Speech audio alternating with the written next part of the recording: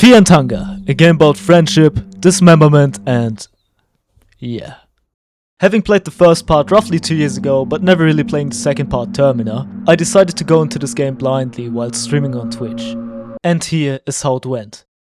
Right off the bat, I noticed there were many more playable characters in this game than in the first one. And in the end, we decided to go with this character, which was called Marco, due to him looking the strongest of these. In the end, we called our character She Marcus, because that's an insider in our community, and one of my chatters' name is She. We go Fear and Hunger, bro. Our character then sat in a train, where the character history was briefly explained. The game also let us choose some options, which would determine our inventory and skills for the run. Marco has seemed to have lived a brutal street life filled with violence, gang fights, and pickpocketing in our case. After this, we were free to roam the train. And in the end, we ended up in a workshop with a janitor? Bro, what the fuck is this, bro? What the fuck is this supposed to be a janitor? Where's this game, bro? Anyways. After the janitor forced us and another girl to assemble some cubes.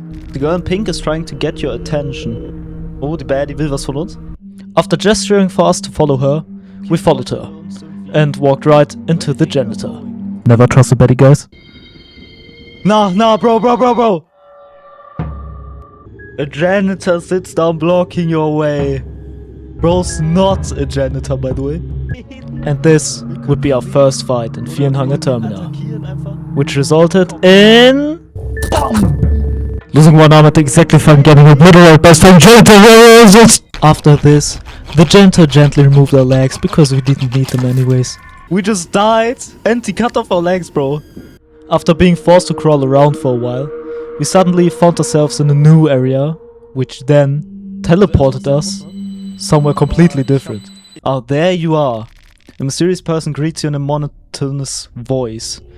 The mysterious person then told us that this place where we at was the Moon Tower, and that we were given a once-in-a-lifetime opportunity. Yeah, to be honest, I still don't understand anything that was said in this part, but maybe it's just my stupidity. Once we were finally able to leave the train once and for all, we learned that we were in fact not alone, and that all of us had the same dream. Would you look at that behind? We found a map, looted a bit, and wanted to venture deeper, until we found the city. But it wasn't the city we found first. It was him.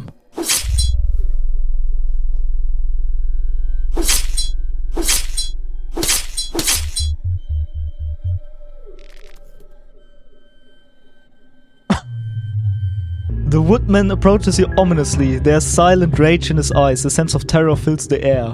We had a tough fight. And I thought myself to be the victor, after I managed to cut off his arm, which I thought to be his only weapon. Oh boy, was I wrong.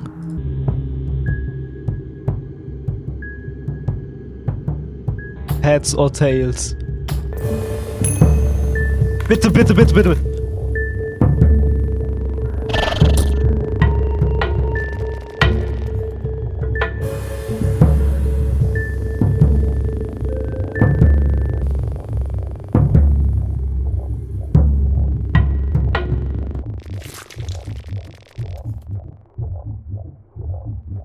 After this, She Marcus was helpless, and we couldn't win this fight anymore. We just died to his cock, by the way. Bro, what? We'll try again, bro. We just lost 3 out of 3 fights, by the way. We just every fight we could have lost, bro. Third time's the charm, they say. So we managed to defeat him, even though he managed to cut off our arm. Ja, natürlich! Das eine Mal one-shottet es nicht, bro. Oh! 1 HP! Werden wir verbluten. Bro! The woodsman gave us a key to his basement.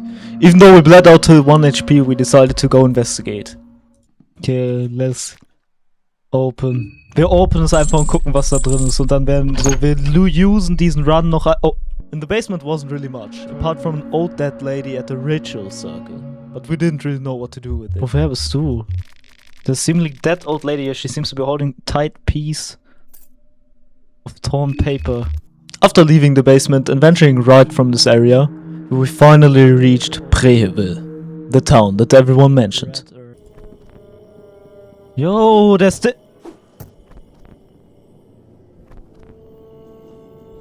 Bro just hit me with the... The big gate was locked though, and it needed 2 keys to open it, which we had none of. So we decided to explore the city further. While exploring, we stumbled across some villages and also found this ritualistic thing. The smell and sight of the sacrificed corpse is repulsive, you feel like throwing up. We further stumbled upon the toilet house, which we could jump in. Originally, I didn't want to do this, but my chat told me to, so I did it. It was a mistake. Jump in, come. Try to fit in through the hole, and what do you know? It's big enough!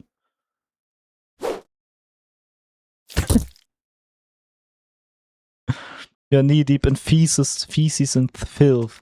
Was so slippery and slimy you can't seem to get a grip from anywhere. Was it a mistake jumping down here?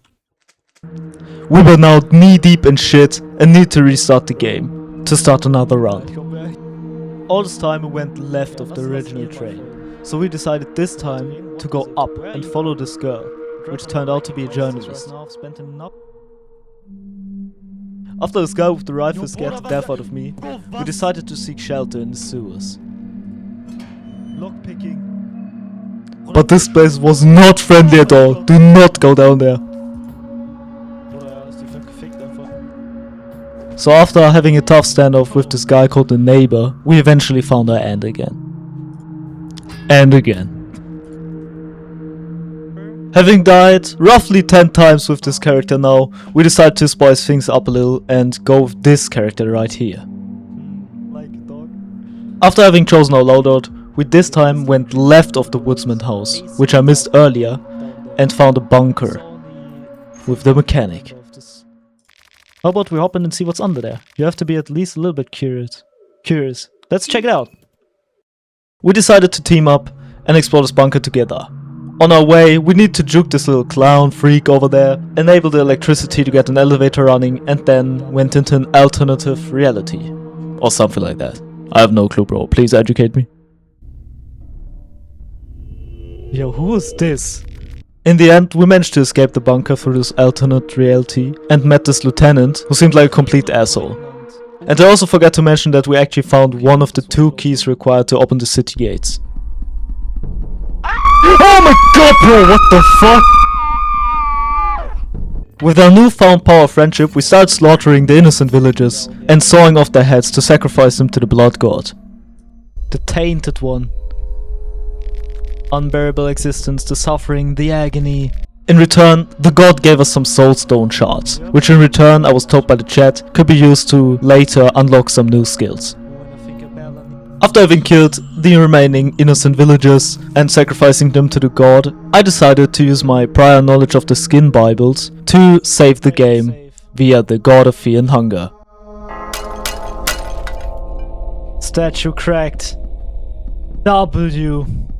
And this marks the end of my first 5 hours into Fear and Hunger Termina. I hope you enjoyed this first video as much as I did making it, and feel free to leave me criticism and feedback in the comments for further videos on this channel. If you want to see me play Fear and Hunger Termina live, feel free to come to my Twitch. I also stream indie horror games, and if you're mentally ill, some League of Legends of course. Yeah! And with this, peace out.